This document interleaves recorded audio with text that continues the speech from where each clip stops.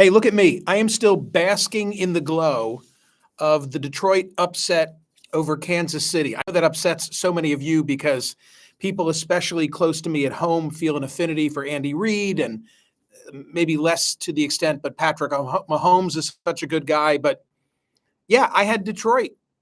I didn't even need the 4 points. Do you know that today's a huge college football day? The first game starts at 11 a.m. Eastern Time, Vanderbilt versus Wake Forest. The last game starts tonight, 10:30 East Coast time, Stanford at USC. How many people are just going to sit the whole day and watch all that football? Well, if you're watching any of it and you want to have some skin in the game, my listeners in Michigan loving the Play Gun Lake Casino and Sportsbook app, the only app that I recommend in the great state of Michigan. Download and play Gun Lake Casino app right now. All your favorite casino games right in the palm of your hand. Odds and slots and bets and games, not the least of which is have some skin in the game for all that football action this weekend. So much going on. Play popular online slots like 88 Fortunes and Wheel of Fortune. The thrill of an extra spin. And right now, new users, Play Gun Lake is saying, download the app.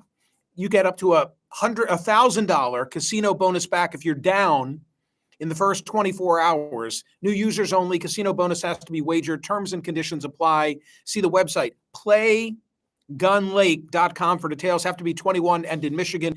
Gambling problem, call 1-800-GAMBLER or Michigan Problem Gambling Helpline, 1-800-270-7117. So I am really psyched for today's CNN program for a number of different reasons. Let me lead with what we had in the thumbnail, which was that image of me and yet another hurricane on its way. We just got through Idalia. Here comes another. This is Hurricane Lee, I think expected to make landfall Monday, Tuesday on the East Coast. I'm really not sure. Jacob Bogage wrote a piece in the Washington Post that caught my eye under the headline, Home Insurers Cut Natural Disasters from Policies as Climate Risks Grow. He's going to be on radio with me on Monday, but he'll be here on TV today. And what occurred to me as I read his piece, and let me tell you what the lead of it is, at least 5 large U.S. property insurers, including Allstate, American Family, Nationwide, Erie Insurance Group, and Berkshire Hathaway, have told regulators that extreme weather patterns caused by climate change have led them to stop writing coverages in some regions, exclude protections from various weather events, and raise monthly premiums and deductibles. We're talking hurricanes, wind, and hail, among other things. As I read the story, what occurred to me is that recently in a storm, an enormous tree crashed through my roof, did extensive damage, had to deal with the insurance company. When the check came, the check was made payable to my wife and me, and also the mortgage company. And I thought, why are they writing the check to the mortgage company? It made it a hassle. I had to go to the mortgage company, get them to come out and sign off on the repairs before everything took place because they have a mortgage on our house. And what it said to me as I read this story is that now, because banks all require that we have insurance, right? If you don't have a mortgage, God bless you. I guess you don't have to have coverage if you don't want it. But for the 98% of those who have a mortgage, there's a bank, there's a lender ensuring that you have insurance. So now the situation that seems to be evolving is one of insurance companies say, we're not going to underwrite risk in these areas because they keep getting hit. Therefore, banks aren't going to make loans in those areas. And I think it's going to have a devastating impact and maybe do in the climate change conversation what scientists and politicians have not been able to do, which is to make people appreciate how perilous this is for so many in so different parts of the country. And actually, when you understand the insurance pool aspects of this, you'll realize that nobody is immune. Listen to this paragraph from his story. Insurance markets, especially those that serve many regions across the country, rely on relatively stable risk projections when it comes to natural disasters. By balancing wildfire risk during the late spring in the Pacific Northwest, with hurricanes in the early fall in the Southeast, and winter storms in the upper Midwest, insurers can spread risk across constituencies. In theory, providers can collect monthly payments from a broad clientele without paying out claims on too many large-scale disasters at once. What's the point? The point is, these insurance models are all based on a pool, just like the Affordable Care Act, where the premise was, in order for us to treat or provide coverage for those with pre-existing conditions, everybody needs to get in the pool. We need the young invincibles, even though they don't think they need insurance, so that we can take care of those who are older or those who are afflicted with illness, because when everybody's in, we've got enough money to protect everybody. It's the same thing with this. And so even if you think you don't live in an area that's significantly impacted by climate change, the pool necessitates everybody's premiums are going to rise. I really like the conversation, and I'm looking forward to having it on CNN today, and we'll look forward to seeing what your comments are here as well. I'm not sure what the poll question might be for this, but I'm not having that provide my poll question today anyway. Let me just look at my phone. I want to check in on something to see if it's happened yet. Not yet. Okay, I'm waiting for an email that I'll circle back to.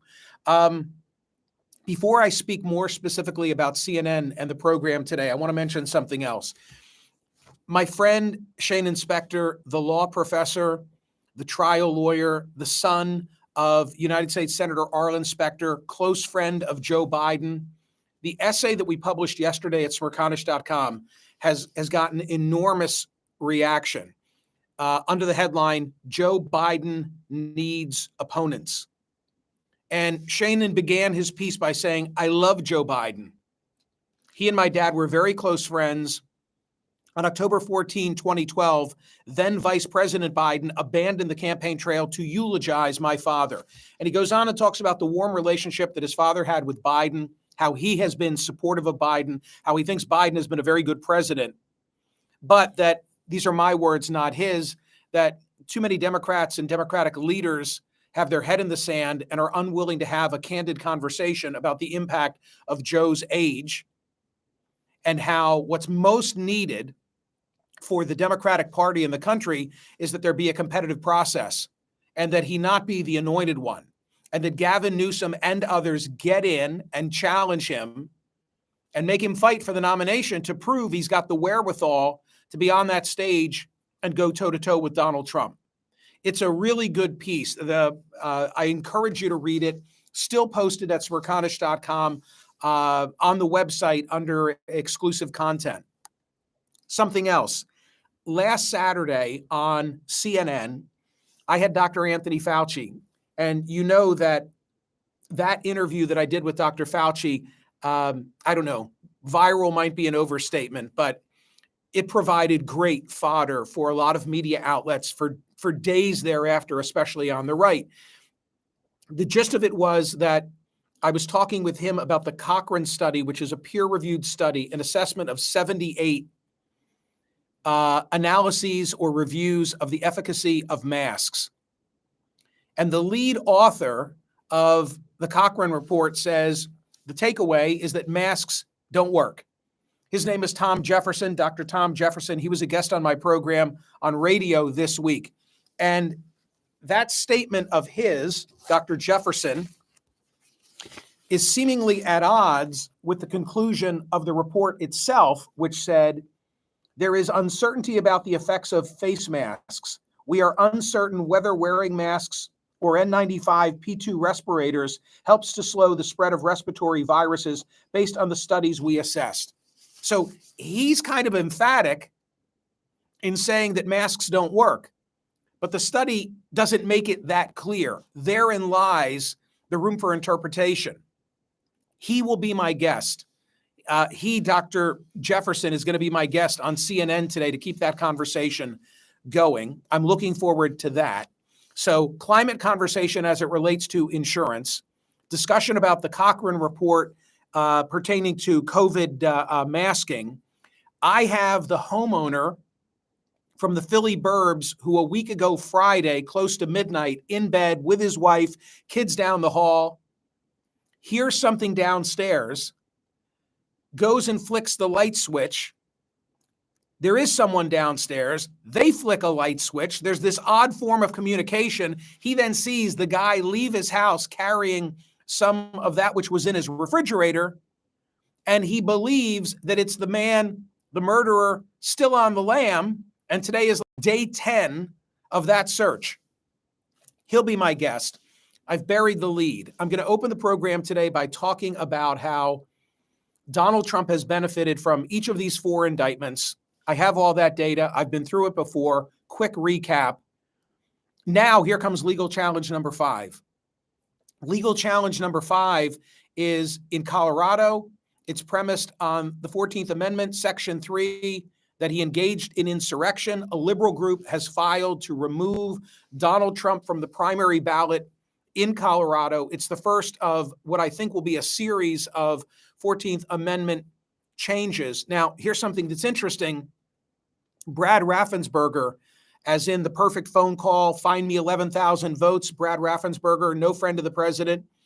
Georgia's Secretary of State says this is un-American. He wrote an essay for the Wall Street Journal and said this is not the way to defeat Donald Trump. Donald Trump ought to be defeated at the ballot box.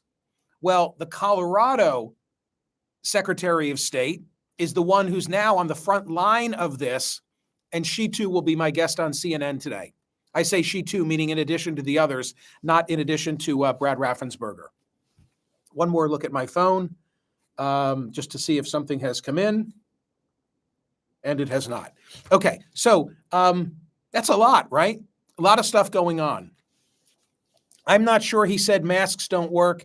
He said there's no scientific study that shows they do work. He said there have been no good studies, and there should be. Lou, you are right. I guess to be more specific, that is what he said. But I want to look at one other note, if I may, as to what caused the confusion.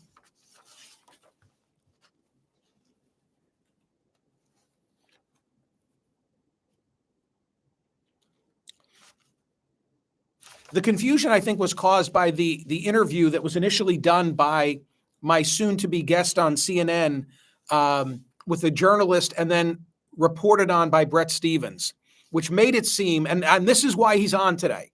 I'm going to do, I hope, a good job in saying to him, what specifically are you saying as to the efficacy of masks? It's really the only thing I want to ask him, and just drill down on what he is saying, because the confusion is allowing different sides to this debate as to whether we should mask up if the pandemic variants get worse, whether that's necessary, especially now as kids are going back to school. So, yeah. Thank you for watching. Thank you for being here. We had a great week of radio. I hope you'll be watching on CNN at 9 a.m. Eastern, 3 p.m. replay. Give TC some play with TC After Dark and the newsletter. It's just looking awesome, right? Read Shane Inspector's op-ed because it continues to be circulated and has launched, I think, a necessary conversation. See you, gang.